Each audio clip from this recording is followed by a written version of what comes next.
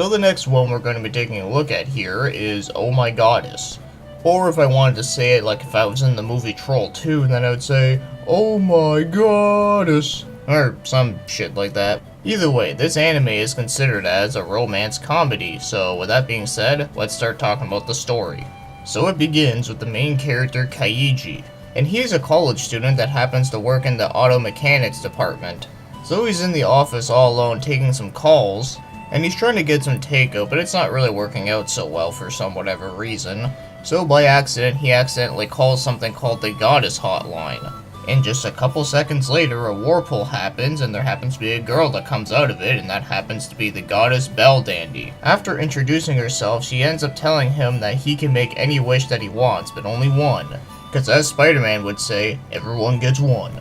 So he really doesn't believe that she's a goddess, so he ends up making up a joke wish and saying that, I want you to become my girlfriend, and well, that just ends up actually happening.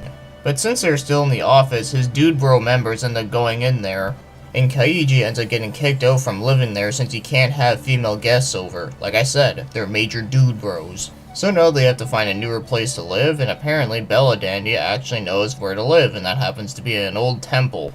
So after they get there, Kaiji ends up passing out, and as soon as he wakes up, everything looks all nicer all of a sudden, and that happens to be done by Bella Dandy's magic.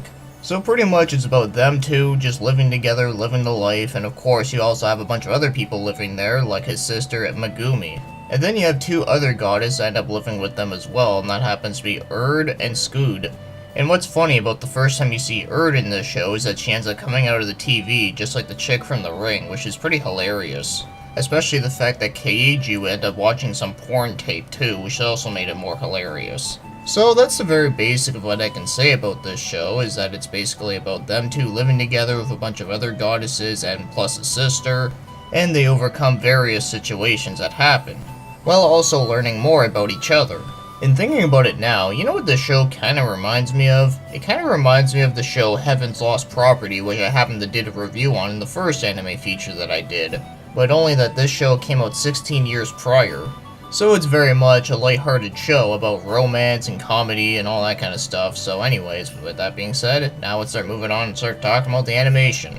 And the animation in this one is actually really good.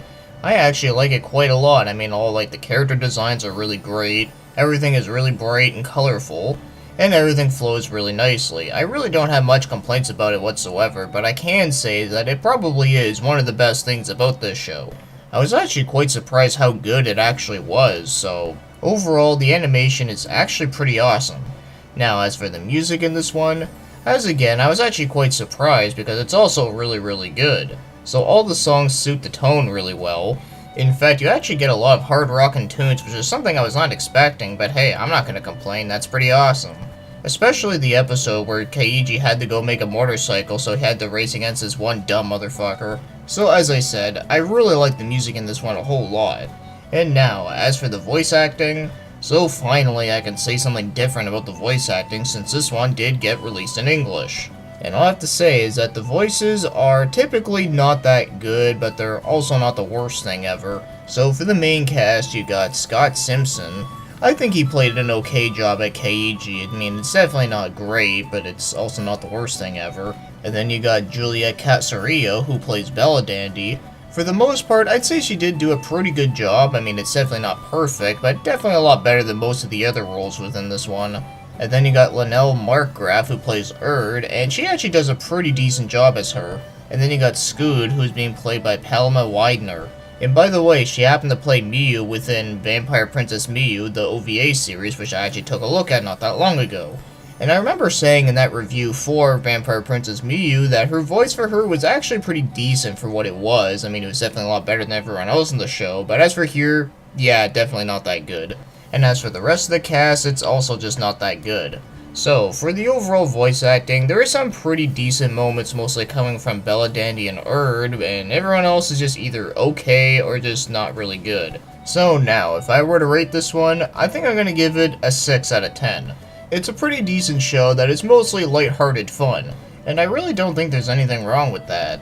But I will say, I'm usually not a huge fan of romantic comedies, especially within animes, but this one was actually good. Not great, but I would say it was good.